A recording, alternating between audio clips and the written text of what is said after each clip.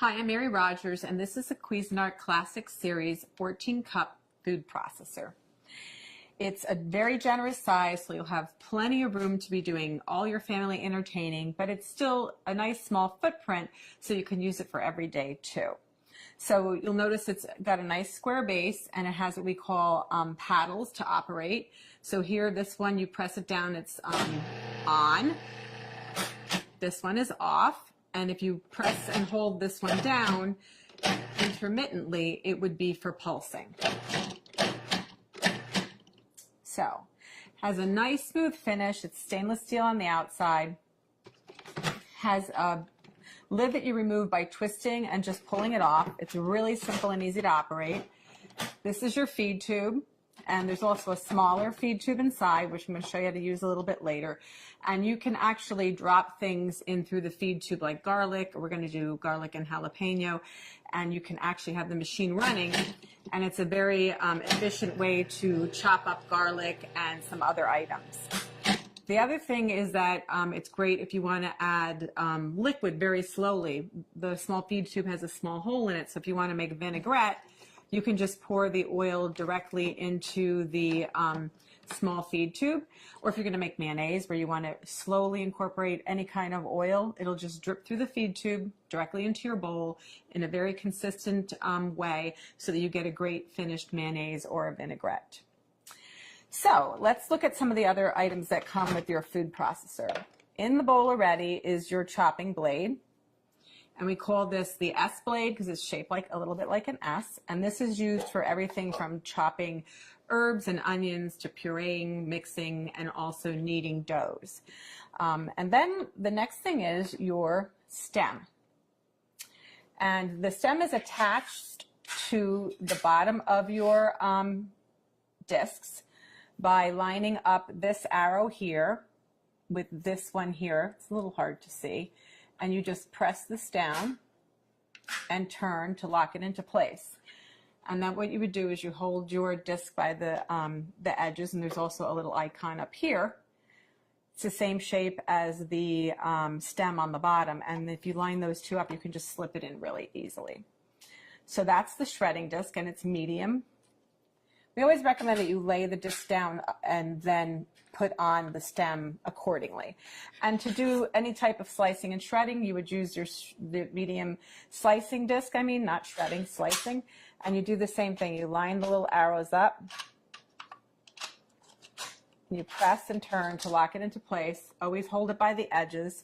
And once again, if you line the stem up, I'm not doing it very good, but this is the way it goes. You just slide it right into the work bowl. And then what you would do is you put your lid back on and you would slice and shred. So you could either use the pulse function to slice, or what you can do is you can turn it on. But as soon as you remove the feed tube, it'll stop. So that you would then add more ingredients, and we can do batch processing. So you would add, let's say, potatoes, slice, and then continue on. And then we're going to turn it off. So what we're going to do today, that's all of the parts that come with your food processor. And also you get a little spatula we help you with.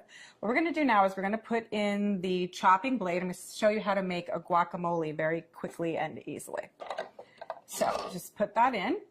And the first thing we're going to do is we're going to add our cilantro. I'm going to add most of it, not all of it. You're going to see how efficient this machine is at chopping up ingredients. So very quickly and easily. So I modified this recipe a little bit in comparison to how it's written in our instruction manual. Next, we're going to add our tomatoes, which were seeded, and the pulp the interior was taken out, the seeds. And we're going to pulse that until it's finely chopped.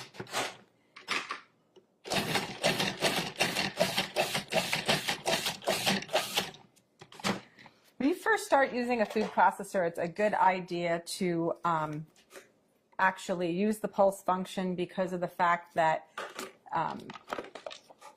you know, you just want to get used to using it. You also want to get used to the consistency, and it gives you much greater control. So I'm just going to reserve this. Sorry, this is like a... I'm going to reserve some of this so that when we put the guacamole together at the end, it'll still have some of the chunky tomato, but I'm not going to do all of it.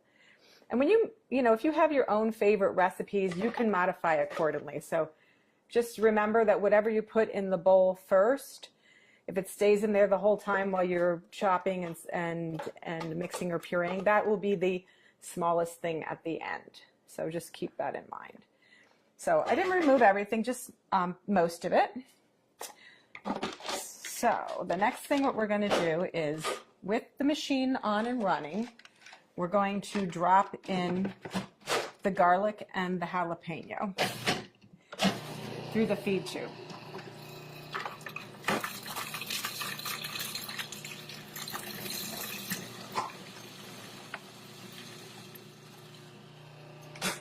We're going to stop and just scrape down the bowl. And then we're going to move on and add our onions, our green onion. Oops, sorry. So we have to add the green onion. Again, we're going to chop that until it's fine. And then we're going to add the majority of the rest of our ingredients. The first being our fresh avocados. So just do that by adding that like so. And the last of the ingredients, so of course lime juice. This helps keep your guacamole also very fresh looking and gives it lots of extra flavor. This is the salt, cumin, and then the last ingredient is the chili powder. Give it a little zip. So now what we're going to do is we're going to put the lid back on, and then we're going to pulse until it's really creamy.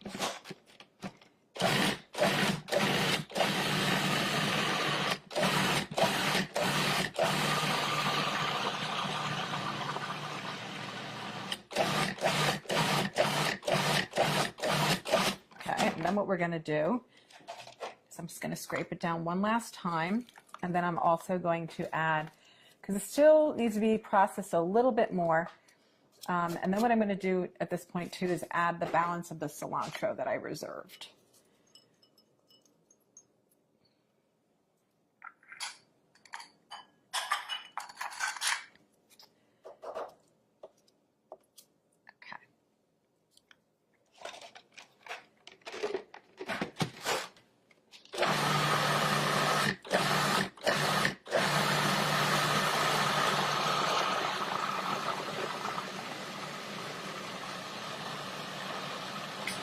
Okay, that looks like it's mixed really well because it's very creamy. I'll show you.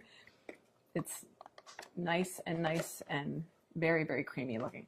So the last step is to add back in the tomatoes and the cilantro. And this is really just so that they don't become, you know, when you're pureeing the guacamole, you know, if it stays in there the whole time, you won't see the chunks of the tomato anymore. Let's just add that back in, and we're going to pulse until it's incorporated.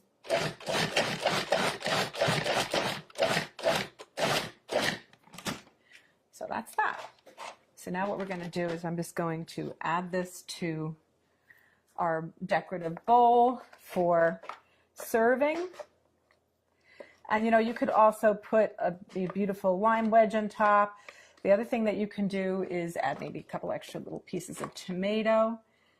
Oh, I'm going to show you a little trick also.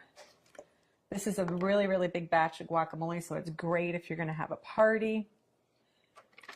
But the other thing too to remember is if you are going to be making this and then serving it like later, it's a good idea to put a couple of the pits in with the guacamole in the meantime, because this actually helps it, along with the lime juice, from turning brown on you. So you want to just cover this up.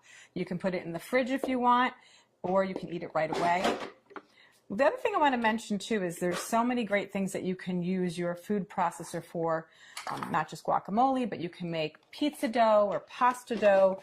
You can also make cookies. You can make all kinds of things like chicken salads and vinaigrettes. It's a lot of fun to use. It's really simple to operate. And the best thing about it is all the removable parts are dishwasher safe. Wait, you haven't seen the best part yet. Here are some amazing offers and specials available for one time only. You can't afford to miss it.